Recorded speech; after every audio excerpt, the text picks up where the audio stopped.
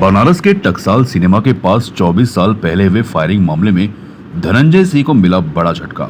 अभय सिंह और विनीत सिंह को कोर्ट ने कर दिया दोष मुक्त। दरअसल वर्ष 2002 में टकसाल सिनेमा के पास धनंजय सिंह के काफिले पर अज्ञात के द्वारा ताबड़तोड़ फायरिंग की गई थी। इस फायरिंग में धनंजय सिंह के गनर और कुछ साथी घायल हो गए थे। इस मामले में धनंजय सिंह ने अपने पुराने मित्र अभय सिंह और विनीत सिंह के साथ अन्य लोगों पर आरोप लगाया था। अब इस मामले में सभी आरोपियों को दोष मुक्त कर दिया गया है। 24 साल बाद पूर्वांचल के बाहुबलियों के बीच हुए द्वंद्व का एक अध्याय शायद इस फैसले के बाद समाप्त हो जाए। 24 साल पहले हमारे ऊपर फर्जी मुकदमा कायम कराया गया था। जिन्होंने कायम कराया था उसमें वो बहुजन समाज पार्टी की सरकार को समर्थन दिए हुए थे। मैं पूर्ण बता चुका हूँ, अपराधजीवी व्यक्ति है। अपनी सुरक्षा प्राप्त करने के लिए, सुरक्षा बढ़ाने के लिए उस व्यक्ति ने मेरे ऊपर फर्जी मुकदमा कायम कराया, जिससे आज माननीय न्यायालय ने मुझे बरी कराया।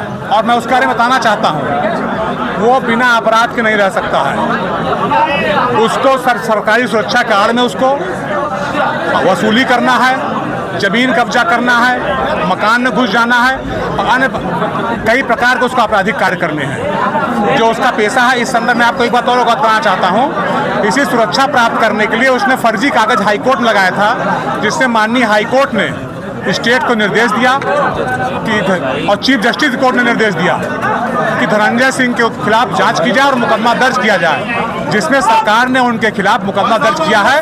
और उसके चक्कर में फंस करके आपके एक पत्रकार भाई के ऊपर भी मुकदमा दर्ज हो गया धनंजय सिंह के साथ, जो फर्जी जो सुरक्षा प्राप्त करने के लिए खिला रास्ता है, तो उसको माननीय उच्च न्यायालय ने पकड़ लिया। इसी तरीके से सुरक्षा प्राप्त करने के लिए उसने फर्जी मुकदमा मेरे ऊपर लिखाया, जिससे आज 24 साल बाद माननीय न्यायालय ने मुझे दोष मुक्त किया। वो अपराधजीवी है, उसका अपराध करना पेशा है। और बताना चाहता हूँ आपको, इस तरीके से खुलेआम वो घुमा करता है, वो माननीय न्यायालय द्वारा दोषी करार किया गया है। वो घोषित अपराधी है, मुलजिम है वो। उसके अधिकार सामान्य नागरिकों से कम है, लेकिन सामान्य नागरिकों से अपने आप को ऊपर समझता है।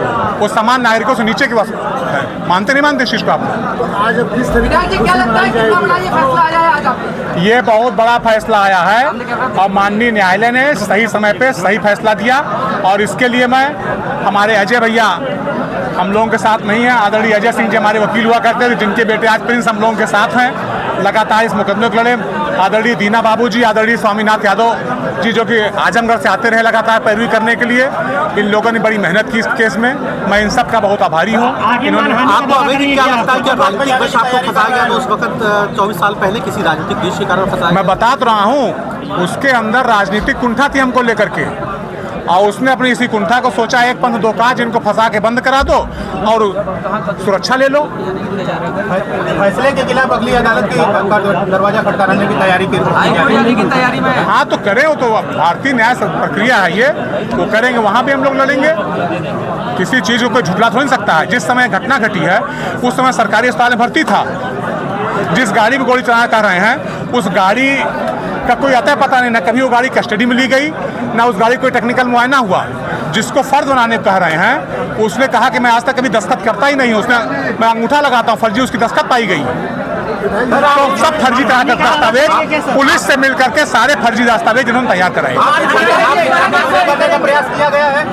बिल्कुल हमारी छवि धूमिल करने का प्रयास किया गया। इसके लिए हम लोग न्यायालय में जाएंगे और उन सारे व्यक्तियों के खिलाफ कार्रवाई कराएंगे कि जिन्होंने मेरे खिलाफ इस तरीके से साजिश रची। अभय जी एक टेक्निकल सवाल, आज कोर्ट ने बरी किया है, यही तक हाई कोर्ट में भी काम आएंगे?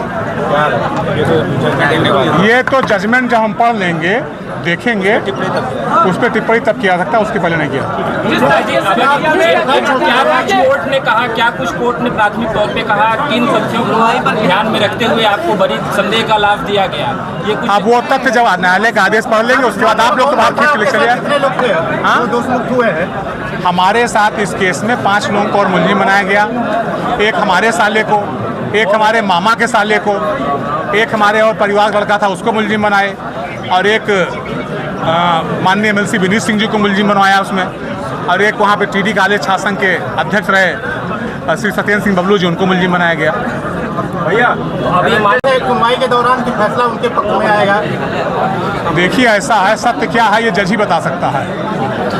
आरोप लगाने वाला, अपराध करने वाला अपराध तो कर जाता है, लेकिन उसका परीक्षा भी तो होता है। कितने अपराधी अपराध करते हैं लेकिन पुलिस उसको ढूंढ निकालती है। लेकिन जब पुलिस से मिलकर कोई अपराध किया था, उस समय सरकार के संरक्षण से अपराध किया था, जिसको बाद में बहन मायावती जी जान गई और इनको पार्टी से भी निकाल दिया था, उन्होंने इनको बंद कराने का भी काम किया था।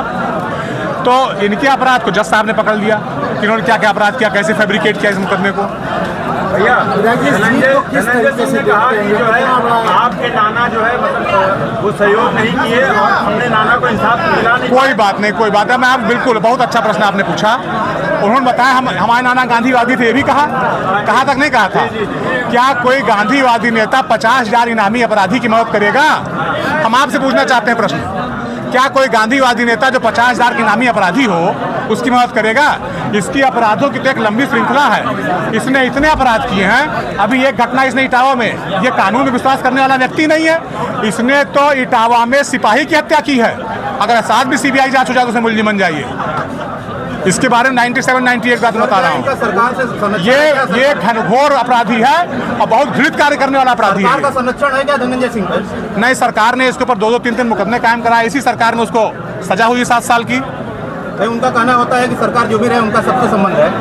अब वो कहते होंगे सरकार का समर्थन है, लेकिन हम बताना चाहते हैं आपको, इसी सरकार ने सुरक्षा लेने के लिए जो उनको फर्जी कागज लगाया था हाई कोर्ट में, इसी सरकार में उनके ऊपर मुकदमा हुआ है। इसी सरकार में एक्सटॉर्शन के मुकदमे में सरकार ने उनको गिरफ्तारी कराई, जेल में बंद कराया। इसी सरकार ने अच्छे से मुकदमे में पैरवी की जिसमें उनको सजा हुई। तो ऐसा नहीं, सरकार का धन्यवाद करेंगे। इस मामले में लगातार सुनवाई की, सुरक्षा के दावे लगातार होते रहे, तो धन्यवाद कहेंगे आप सरकार ने भी? नहीं, कोर्ट की व्यवस्था बिल्कुल ठीक रखी, सुचारू रखी है। प्रशासन को हम धन्यवाद करना चाहेंगे कि उस जैसे अपराधी सुरक्षा दिलाने के लिए हम आए, पेशी पे आए, पेशी से लौट जाए सुरक्षित, फोर्स की अच्छी व्यवस्था के लिए। इसके लिए प्रशासन के लोगों को धन्यवाद देना चाहेंगे। आपको जेल में रहना पड़ा था, उन्होंने ये भी बयान दिया था। 54 महीने जब हम रहे हैं तो उस मुकदमे में ये भी मुलजिम थे, उसमें फरार चल रहे थे। अपराध ये करते थे, मैं जेल के अंदर रहता था। ये तो घोषित अपराधी है ना। आपको मालूम IZ 247 उसका क्या कहते हैं इंटर जोनल गैंग नंबर है, आप लोग नहीं जानकारी होगी। उसका inter zonal gang number IZ 247 है। यही वाराणसी रजिस्टर्ड है, पता कर लीजिएगा। यहाँ क्या कहते हैं कि IG आप बता देंगे, ADG जो होंगे ADG। वो ये कह रहे थे, बयान में कह रहे थे कि अभय सिंह ने हमारे ऊपर गोली चलाई, लेकिन बाद में वरिष्ठ अधिवक्ता ने कहा कि अभय सिंह के कोई साक्ष्य नहीं मिले हैं। अरे भाई, आप क्या घिसी पिटी बातें लेके बैठे हुए हैं? अभी माननीय न्यायालय ने फैसला दिया, आप माननीय न्यायालय के आदेशों को कंटेम्प्ट कर रहे हैं। पत्रकार महोदय, आप कंटेम्प्ट कर रहे हैं इस आदेश आने के बाद।